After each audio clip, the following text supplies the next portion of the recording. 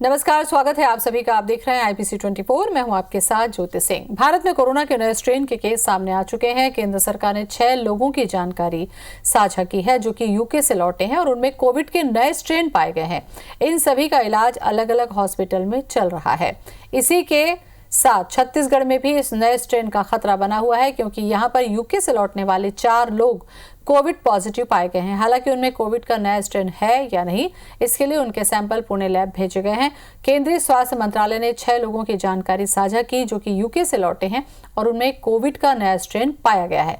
चौंकाने वाली बात यह है कि यूके से लौटने वाले 4 लोग जो पॉजिटिव पाए गए हैं, उनमें प्राइमरी कॉन्टेक्ट में आने वाले 4 और पॉजिटिव हो गए हैं। फिलहाल सभी 8 मरीजों को अस्पताल में भर्ती करके इलाज शुरू कर दिया गया है। स्वास्थ्य मंत्री टीएस सिंहदेव ने मांग की है कि केंद्र सरकार को यूके के साथ साथ उससे लगे हुए देश से आने वाले लोगों की सूचना भी साझा करनी चाहिए। नए स्ट्रेन को लेकर 350 बेड रिजर्व रखे गए हैं। इनमें उन मरीजों को भर्ती किया जाएगा जो यूके से लौटे हैं या वहां से लौटने वालों के संपर्क में आए हैं। उनमें सामान्य कोरोना पाया जाता है तो भी उन्हें आइसोलेट रखा जाएगा। उधर बस्तर में मेडिकल कॉलेज जगदलपुर में सभी कोरोना मरीज डिस्चार्ज किए जा चुके हैं। 200 बेड का अस्पताल फिलहाल कोरोना फ्री हो गया है। उसी हॉस्पिटल में अलग वार्ड बना के ऐसे पेशेंट्स को रखने की व्यवस्था है। हम लोगों ने एम्स से बात की थी, जहां करीब 300-350 बिस्तर उनके पास अभी उपलब्ध थे वहां कोरोना अस्पताल में। तो एम्स ने सहमति दी थी, तो एक विंग हम लोगों ने उसके लिए सुरक्षित कर लिया है। तो अभी जितने नए यानी यूके से आने वाले जो मरीज हैं, उनका नया वेरिएंट है कि नहीं, अगर वो कोरोना पॉजिटिव भी पाए जाएंगे तो उनको अलग से रखने की बात है। देश के पहले एथेनॉल प्लांट के लिए MOU हुआ है। देश के पहले एथेनॉल प्लांट की स्थापना के लिए MOU। छत्तीसगढ़ में PPP मॉडल से स्थापित होगा एथेनॉल प्लांट। 40 KLPD क्षमता के एथेनॉल संयंत्र की स्थापना होगी। छत्तीसगढ़ डिस्टिलरीज लिमिटेड करेगा एथेनॉल संयंत्र की स्थापना। देश के बायोफ्यूल उत्पादन में छत्तीसगढ़ का महत्वपूर्ण योगदान होगा। CM क्षेत्र में प्रत्यक्ष और अप्रत्यक्ष रोजगार के अवसर उत्पन्न होंगे, कहना है CM का। तो बड़ी खबर, एथेनॉल प्लांट के लिए MOU हुआ है। देश का पहला एथेनॉल प्लांट की स्थापना। छत्तीसगढ़ में PPP मॉडल से स्थापित होगा एथेनॉल का प्लांट। तो 40 KLPD क्षमता के एथेनॉल संयंत्र की स्थापना होगी। छत्तीसगढ़ डिस्टिलरीज लिमिटेड करेगा एथेनॉल संयंत्र की स्थापना। देश के बायोफ्यूल उत्पादन में छत्तीसगढ़ का महत्वपूर्ण योगदान होगा। क्षेत्र में प्रत्यक्ष और अप्रत्यक्ष रोजगार के अवसर उत्पन्न होंगे। तो बड़ी खबर ये रायपुर से उद्योग के लिहाज से, रोजगार के लिहाज से काफी महत्वपूर्ण ये MOU हो सकता है, क्योंकि इससे रोजगार उत्पन्न होंगे और राज्य के लोगों को रोजगार मिलेगा। तो देश का पहला एथेनॉल प्लांट की स्थापना के लिए MOU हुआ है। छत्तीसगढ़ में PPP मॉडल में स्थापित होगा एथेनॉल का प्लांट।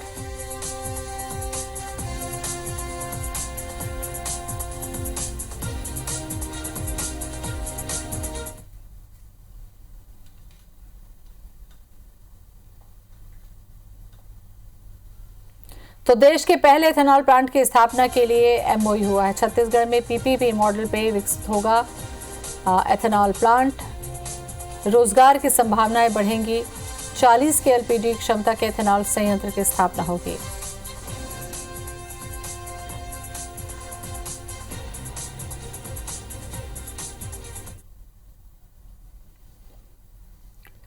बड़ी खबर बलरामपुर से, बैग में मिला है विस्फोटक। लावारिस बैग में विस्फोटक मिला है। सड़क पर लावारिस मिला ये बैग जिसमें विस्फोटक था। बघीमा गांव के पास ये विस्फोटक मिला। बरियो पुलिस की यह कार्रवाई है। तो बड़ी दुर्घटना से बच गया। बड़ी खबर बलरामपुर से, जहां पर लावारिस बैग में विस्फोटक भरा हुआ था और सड़क में ये लावारिस हालत में मिला। बघीमा गांव के पास ये विस्फोटक मिला है। बरियो पुलिस की यह कार्रवाई है। अरुण सोनी हमारे साथ में जुड़ चुके हैं ज्यादा जानकारी के लिए। अरुण, जानकारी दें।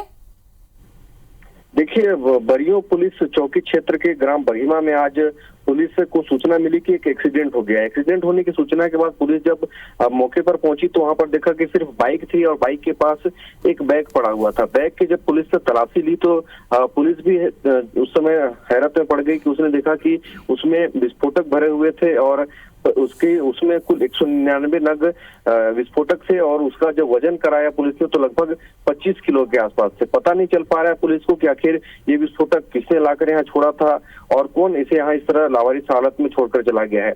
विस्फोटक की इस तरह से मिलने से इलाके में सनसनी फैल गई है। लोग भी डरे हुए हैं कि सार्वजनिक इलाके में इस तरह से विस्फोटक आखिर किसने छोड़ा है। हालांकि पुलिस का दावा है कि अगल बगल क्रेशर भी संचालित है, तो ये क्रेशर का विस्फोटक हो सकता है, लेकिन इतनी बड़ी मात्रा में विस्फोटक का मुख्य मार्ग पर होना ये चिंता का विषय है। पुलिस लगातार आरोपियों की तलाश में जुट गई है, लेकिन अभी पता नहीं चल पाया है कि आखिर ये विस्फोटक किसका है। अरुण, जानकारी के आधार पर अगर देखें तो क्या कुछ और तहकीकात की जा रही है? हो सकता है ऐसा बैग कहीं और भी छोड़ा हो? निश्चित तौर पर देखिए, चूंकि अपना बलरामपुर जो जिला है वो एक नक्सली बेल्ट है, इसलिए लोग और दहशत में कि कहीं ये नक्सलियों का तो नहीं। हालांकि अभी नक्सलियों की उतनी आतंक तो नहीं है, फिर भी इलाका काफी दिनों से नक्सलियों से जुड़ा हुआ था। एक बैग नए साल से ठीक पहले सार्वजनिक इलाके पे इस तरह से मिलना कई तरह की चिंता खड़े करता है, कई तरह के सवाल भी खड़े कर रहा है। पुलिस आसपास के इलाकों में भी सर्चिंग कर रही है कि कहीं और इस तरह के बैग तो नहीं है, कहीं विस्फोटक और कहीं रखे हुए तो नहीं है। पुलिस की जो टीमें वो तलाश कर रही है, लेकिन अभी तक ये पता नहीं चल पाया कि विस्फोटक किसका है, कहां से लाया जा रहा था और इसकी सप्लाई कहां की जा रही थी। चलिए, बहुत बहुत शुक्रिया आपका जानकारी के लिए। तो लावारिस हालत में सड़क में मिला बैग जिसमें विस्फोटक भरा हुआ था।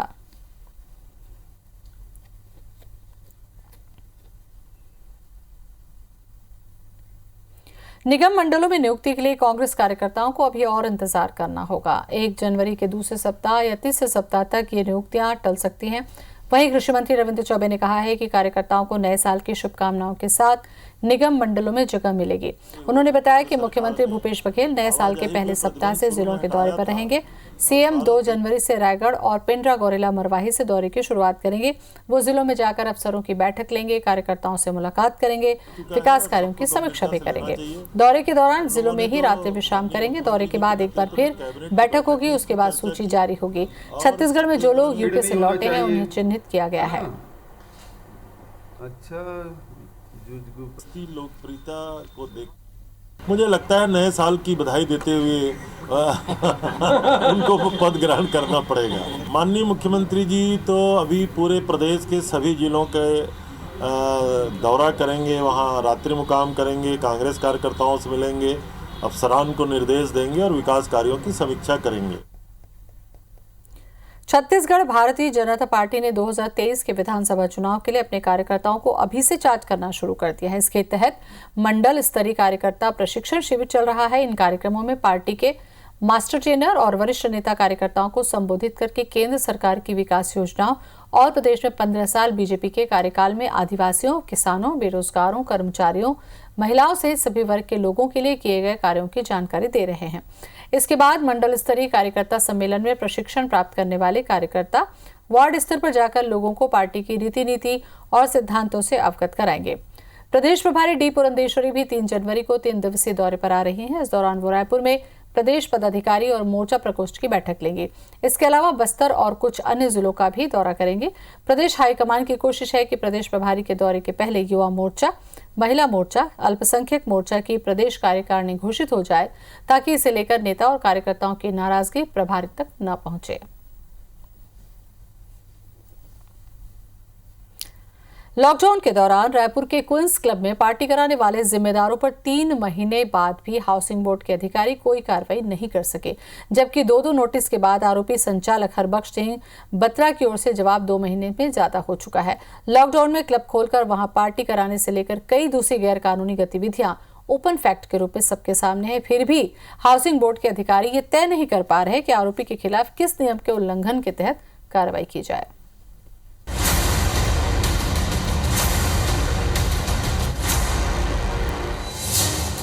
कोरोना महामारी के बीच रायपुर में लगे सख्त लॉकडाउन के बावजूद 27 सितंबर की रात रायपुर के क्वींस क्लब में बर्थडे पार्टी की घटना ने साबित कर दिया था कि क्लब के रसूखदार संचालकों के सामने पुलिस प्रशासन के नियम कायदे कागज के टुकड़ों से ज्यादा और कुछ नहीं है। इसके बाद आरोपियों के खिलाफ कार्रवाई करने में जिम्मेदार एजेंसियों के हाथ जिस तरह कांप रहे हैं, उससे ये अंदेशा और पुख्ता होता दिख रहा है।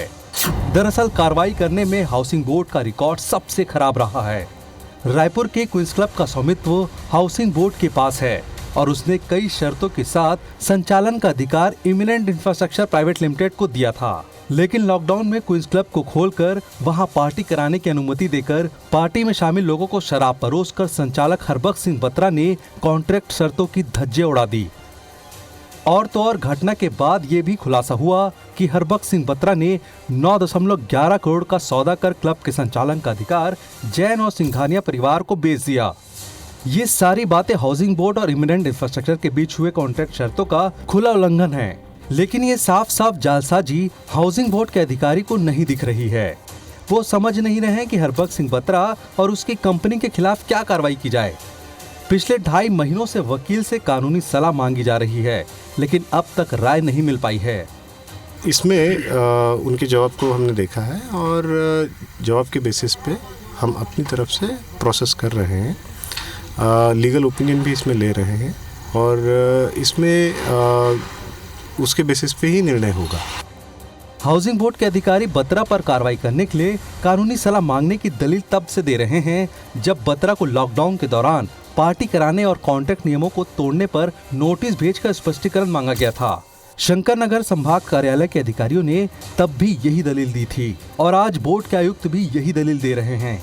अब कार्रवाई और लंबा खींचने के लिए एक और पैच फंसाया जा रहा है। हाउसिंग बोर्ड के आयुक्त का कहना है कि उस दस्तावेज को भी रीचेक किया जा रहा है कि क्या क्लब को किसी और को बेचा गया था, जबकि बत्रा की ओर से सिंघानिया और जैन परिवार के बीच किए गए 9.11 करोड़ के सौदे की कॉपी पहले से ही हाउसिंग बोर्ड के पास मौजूद है।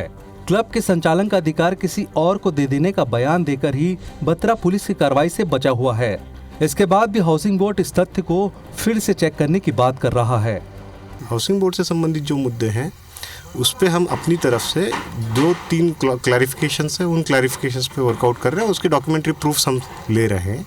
उसके बाद ही हम इस पे मतलब उसके निष्कर्ष पे आएंगे। हाउसिंग बोर्ड के रवैये को देखकर लगता नहीं कि वो आरोपी के खिलाफ जल्द कोई सख्त कार्रवाई करने वाला है। लिहाजा सवाल उठना लाजमी है कि क्या नियम कायदे सिर्फ गरीब और लाचार लोगों के लिए हैं? क्या रसूखदार पैसे और पहुंच के दम पर कुछ भी कर सकते हैं?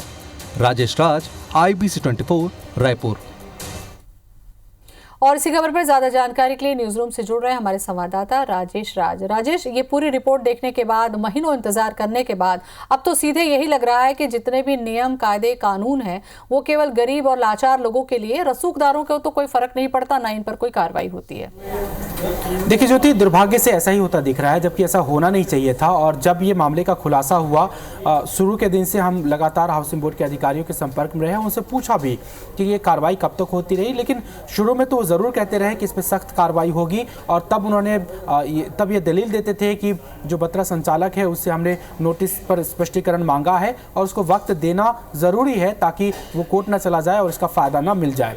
लेकिन आज 2 महीने से ज़्यादा का वक्त हो चुका है बत्रा की ओर से जवाब फाइल किए हुए, और बहुत सारे ओपन फैक्ट्स सामने हैं, मीडिया में है, पुलिस के रिकॉर्ड में है और लोगों की आंखों के सामने है, जो ये बताता है कि हाउसिंग बोर्ड के साथ जो कॉन्ट्रैक्ट हुए थे उसकी धज्जियां उड़ाई गई संचालक बत्रा की ओर से। लॉकडाउन के दौरान क्लब का खुलना अपने आप में बड़ा सबूत है, इसमें किसी और से पूछने की जरूरत नहीं पड़ती है। और लॉकडाउन के दौरान शराब परोसना, नशे का वहां पर इस्तेमाल करना, पार्टी कराना, और दूसरी बड़ी बात कि संचालक हरबख्श सिंह बत्रा ने पुलिस में बयान दिया कि हमने इस क्लब के संचालन का अधिकार दूसरे को दे दिया है, लिहाजा मैं इसके लिए जिम्मेदार नहीं हूं। और ये बयान देकर के वो पुलिस की कार्रवाई से बच गया और अब वो हाउसिंग बोर्ड में कह रहा है कि मैं ही संचालक हूं, लिहाजा मेरा कॉन्ट्रैक्ट कैंसिल ना किया जाए। ये 2 फैक्ट्स 2 अलग अलग सरकारी एजेंसी के पास मौजूद है और हाउसिंग बोर्ड को समझ में नहीं आ रहा है कि कार्रवाई क्या करनी चाहिए। तो ये तो साफ साफ तौर पे है कि रसूखदार को किस तरह से बचाया जा सकता है। राजेश, हाउसिंग बोर्ड को समझ में नहीं आ रहा है कार्रवाई क्या करनी है या फिर बचाया कैसे जाए, ये समझने की कोशिश में डिले कर रहा है।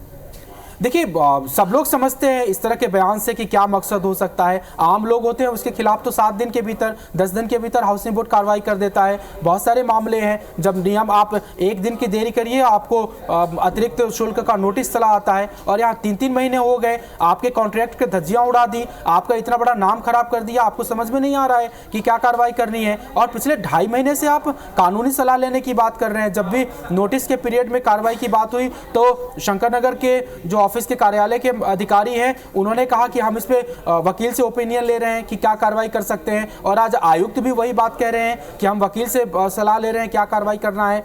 तो ये लोग सब समझते हैं, आम लोग के बीच में भी ये परसेप्शन जाता है, लेकिन ये बहुत गलत छवि बन रही है। और साथ में जो विभाग के मंत्री हैं, जिम्मेदार अधिकारी या नेता हैं, उन सबको ही सोचना चाहिए कि इस तरह के मैसेज जनता के बीच में न जाए और जो रसूखदार है उन पे कार्रवाई हो। ऐसे नहीं कि उनकी पहुंच और पैसे जनता के बीच ये मैसेज चला गया, क्योंकि तमाम घटना दिखाने के बाद, लगातार मुहिम छेड़ने के बाद, लाखों का टैक्स बचा होने के बाद ना तो हाउसिंग बोर्ड कार्रवाई कर रहा है, ना पुलिस कार्रवाई कर रही है और ना ही आबकारी विभाग कर रहा है। सब वकील से ये सलाह ले रहे हैं कि आखिर क्या धारा लगाई जाए। तो ये सोचने वाली बात है। बहुत बहुत शुक्रिया राजेश जानकारी के लिए।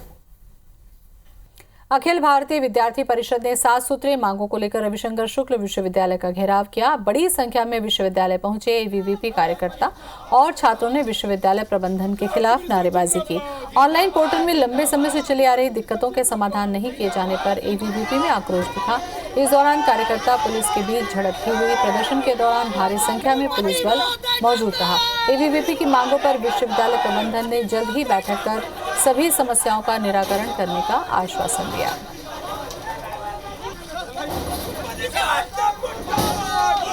स्टूडेंट जो एग्जाम देते उसमें 0-0 कर देते। 0-0 का मतलब या तो बैक लगा है या तो सैपली आ रहा है। चलो सैपली लिख दे रहे हैं, यहाँ तक स्टूडेंट एग्जाम देने जा रहे हैं, अपसेट दिखा दे रहे हैं। फिर उसका और किसी का बैक लग रहा है तो उसका एग्जाम पहले कराना चाहिए, फिर अगले ईयर का नोटिफिकेशन निकालना चाहिए एग्जाम वगैरह का या एडमिशन का। तो यहाँ ऐसा नहीं होता है। विद्यार्थी परिषद की तमाम प्रकार की मांगों को लेकर आज हम विश्वविद्यालय के कुलपति का घेराव करने के लिए आए हैं और हम ये चाहते हैं कि विश्वविद्यालय के कुलपति सिंसियरली विद्यार्थी परिषद और आम छात्रों के विषयों को जाने, समझे और इसके समाधान की ओर बढ़े। पिछले लंबे वर्षों से ये तमाम प्रकार के विषयों को लेकर आज भी छात्र शक्ति पूरे प्रदेश भर में संघर्ष कर रहा है। इसको लेकर विद्यार्थी परिषद आगे भी आंदोलन जारी रखेगा। हम लोग बैठक करके छात्र हित में जो भी अच्छा निर्णय होगा वो छात्र हित में निर्णय लेंगे और मुझको नहीं लगता कि कोई बहुत कठिन मांग इन्होंने रखी है। जो भी मांग है हम अच्छे से निर्धारित समय पूरा करेंगे। जशपुर जिले में सरना धर्म कोड की मांग का विरोध शुरू हो गया है, जिसे लेकर उरांव समाज के लोगों ने विशेष सभा रखी। सभा में जिले के साथ सरगुजा, रायगढ़, कोरिया के साथ झारखंड और उड़ीसा से भी समाज के प्रतिनिधि जुटे। सभा में नए धर्म कोड की मांग का विरोध किया गया है। दरअसल इन दिनों सरना धर्म कोड का मामला गरमाया हुआ है। झारखंड में उरांव समाज के कुछ लोगों ने उनके धर्म कोड में सरना लिखे जाने की मांग की है। झारखंड विधानसभा इस मांग के पक्ष में प्रस्ताव पारित करके केंद्र सरकार को भेज चुका है। इसके बाद से ही झारखंड सीमा स्थित जनजातीय बहुल जशपुर जिले में भी इस मुद्दे को हवा देने की कोशिश की जा रही है।